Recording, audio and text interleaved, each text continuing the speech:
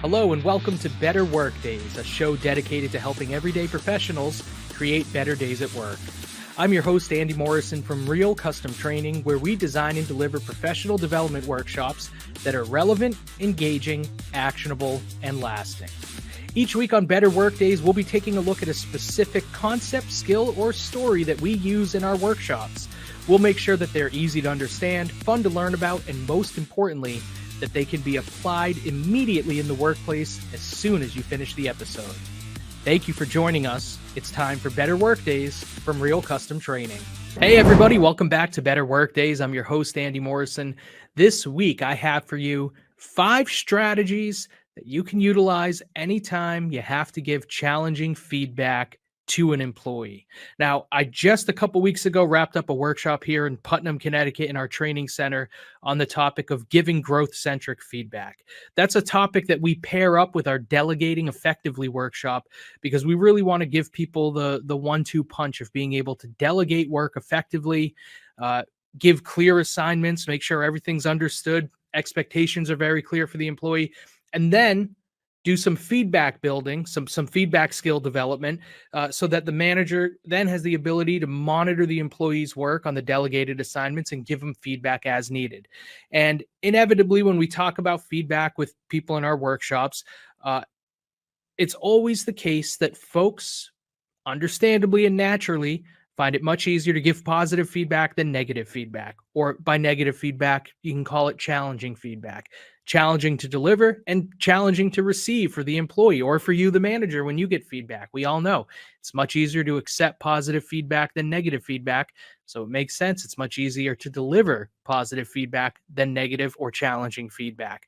So in that workshop, we have 5 strategies that we encourage people to try to utilize when they have to give challenging feedback. And that's what I'm going to give to you today. I'm going to share those strategies for challenging feedback. And again, we are pulling these directly from our workshop on how to give effective feedback.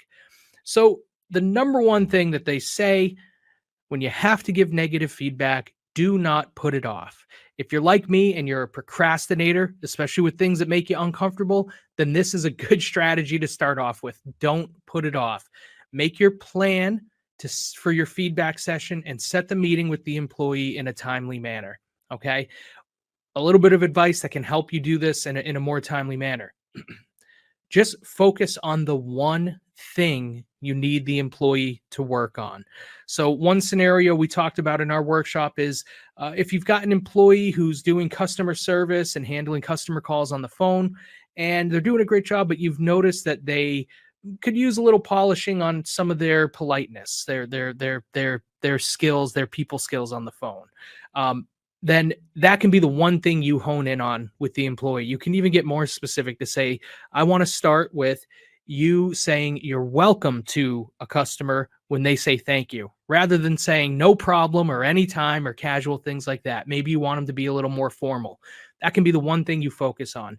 That can help you as the manager make sure you give this feedback in a timely manner because you're not trying to solve every issue with the employee. You're giving them very specific feedback about one thing. Try to keep it informal too, if you can. Let the employee know, hey, I'd like to have a chat about something I observed with you on the phone. Can we do that tomorrow? Frame it as a conversation, frame it as a chat. That's going to help you as the manager be a little more relaxed when you're giving the feedback, and it's going to help the employee be a little more relaxed coming into the feedback session. Okay, so try to frame it as a conversation or a chat, and really do try to treat it that way. The second strategy is try to reframe feedback as a gift. Okay, so remind your employee you wouldn't be giving them feedback if you didn't believe and know that they were capable of implementing it. So if you're looking for performance improvement and that's the purpose of giving the feedback, then let the employee know that you have every confidence in the world that they're going to be able to act on this feedback and make the improvements that you're looking for. So reframe feedback as a gift or think of it as guidance, something that you're doing to try to help the employee. The third strategy, always point them toward the future. Now, yes, when you're giving challenging feedback, you're often talking about things that occurred in the past. And of course, you're going to have to talk in the past tense about things that occurred. But as much as you can, point the employee towards the future so that they're not lamenting on what happened. They're more focused on what they're going to do differently next time. You can try a strategy called appreciative inquiry, which means less so than asking the employee what went wrong there. You're saying, how might you do better next time? By asking them how they might do better next time, you're orienting them towards the future, which is one of the hallmark characteristics of effective feedback, and you're opening it up to the employee to have a say in what they're going to do. You're not just telling them how to do things differently. You're asking for their thoughts on that as well. And so you're pointing them towards the future, and you're making it more of a dialogue and a conversation by asking them, how might you do it better next time? Let them share their thoughts, and you can share your thoughts. Another bit of advice here for pointing them toward the future, and in general, when you're delivering challenging feedback, there's an old school management tip of what they call the crap sandwich. Okay, pardon my French, but the crap sandwich, where you take a positive piece of feedback, then a negative one, and then a positive one. Right, the negative stuff in the middle. Hence, crap sandwich. It can be effective, but what I advise people is you have to know that advice has been around a while. And if you're a Curb Your Enthusiasm fan, there's a scene where Jerry Seinfeld and Larry David are talking about the phrase, having said that. And they're joking around about how you can say anything to anybody. And then as long as you say, now having said that, you can then deliver some blistering negative feedback to the person. It's very similar to that concept. The positive, negative, positive approach can become a formula to people that they anticipate. So they know when the boss comes to them and gives them some positive feedback, that there's going to be some negative feedback next. And that means they're less likely to hear that positive feedback. They're less likely to absorb it. So rather than take that approach every time, we tell people to think of it more as making deposits and withdrawals with your employee. Positive feedback is a positive deposit. Negative feedback is a withdrawal. You want to make sure you're giving feedback regularly enough, making those positive deposits, that when you do have to give some challenging feedback and make that withdrawal, the balance is going to be such in the employee's account that they don't need you to couch everything with positive, negative, positive. You're going to make a withdrawal, and they're still going to have plenty of positive feedback in that account. It's going to make it easier for them and more likely that they hear you when you give them challenging feedback.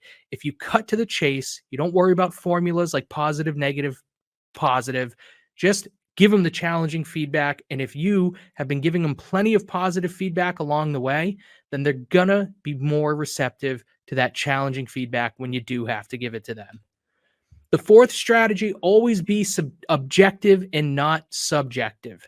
So the thing you can keep in mind here, a little formula to help make sure you maintain objectivity in these conversations, focus on the SBO, the situation, the behavior, and the outcome. So in the scenario I presented before, you might tell the employee, hey, I overheard you on the phone with a customer. I noticed that at the end, I presume they must have said thank you because you responded, no problem. And I know in some past cases, customers have told us that they kind of feel a little disrespected by that sort of informal language. So there you go. The situation, heard you on the phone. The behavior, you said no problem instead of you're welcome. The outcome or potential outcome could rub some customers the wrong way, right? That gives you a framework to use to objectively describe the situation, the behavior, and the outcome. Then you can also use that framework to talk about the next time they're in that situation. What alternative behavior might they utilize, and what alternative outcome might there be? So situation, behavior, and outcome, great ways to make sure you're objective in these conversations. And lastly, perhaps most importantly, strategy 5, create a growth-minded culture. Now, a lot of the times when managers say they have trouble with employees that aren't receptive to negative feedback, that can be because they don't necessarily have a growth-minded culture. Okay. So the first 4 strategies here are really effective when you're in that moment, when you're actually presenting challenging feedback to an employee. Strategy 5 is really more of a big picture strategy that's going to help you anytime you're delivering challenging feedback. Because if you can cultivate a growth-minded culture amongst your team, amongst your whole organization, people are going to be more receptive to feedback. They're actually probably going to be knocking on your door looking for you to give them feedback, because if you've listened to our episodes on growth mindset, anyone who's adopted a growth mindset knows that feedback is really the fuel for self-improvement, performance improvement. So they're going to be wanting that feedback. And even if it's challenging or negative, they're going to be more receptive to it if you've cultivated that growth-minded culture. So some tips on how to cultivate the growth-minded culture. Managers have a huge role in culture on your team, your department, the whole organization. So you as a manager, you have to exhibit and you have to encourage hallmarks of a growth mindset. And again, you can go back to our past episodes on growth mindset for a deeper dive into the concept. But number one, a zest for teaching and learning. Managers, I truly believe, need to see themselves as teachers and coaches, okay? And they need to show their employees that they too are always learning. That's important from the very top of the organization to the most entry-level employee. Everybody has something to learn. Nobody is ever done with learning in the workplace. Everybody's always got to be developing skills and learning new things.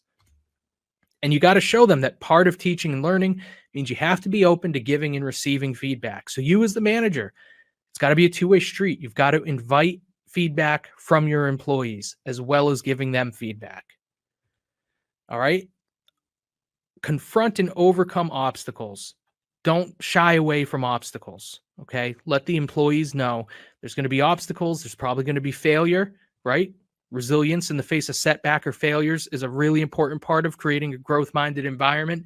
So when you do have obstacles and when you do have setbacks or failures, they're lessons. They're not labels, all right? It's not, hey, you failed because you're a failure. It's, hey, we didn't clear that obstacle or we didn't hit that objective. What did we learn from it? How are we going to get better and make sure it doesn't happen again?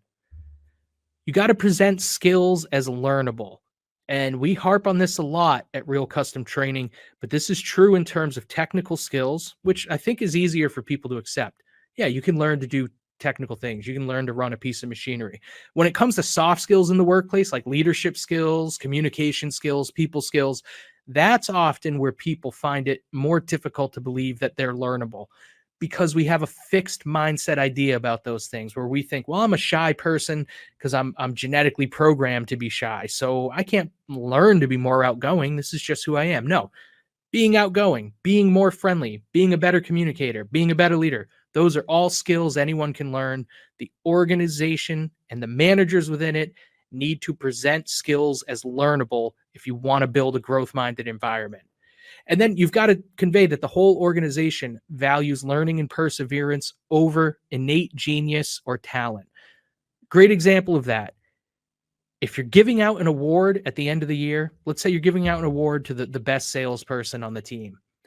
Don't just give the award and praise that person as if they came out of the womb with excellent sales skills. No, give them the award, have that person talk about the growth that it required on their part to achieve the things that got them that award. How did they get there? What'd they work on? What'd they have to overcome?